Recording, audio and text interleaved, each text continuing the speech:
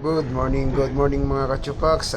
Dito na naman tayo sa napakagandang spot natin dito sa Panggilby Bridge. Araw ng Sabado at napakatahimik at ah, panatag ng tubig.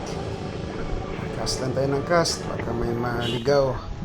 At sa awa ng Diyos, pinagbigyan naman tayo ng isang lapu-lapu. Good size na, sariwang-sariwa. Hindi na lugi sa araw na to kahit isang huli. Okay na, masaya na tayo. Yan mga kachupaks, ganda ng size niya. Ito mga kachupaks, papakita ko sa inyo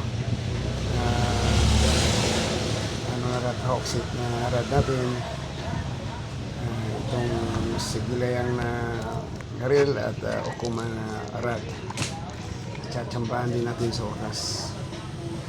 Ayan mga kachupaks, sa pangalawang pagkakataon, ito na ang ating nakuhang isda. Napakasarap nito mga kachupaks sa tinula o kaya sa paksiw. Mga kachupaks, kaya pinabalik-balikan natin.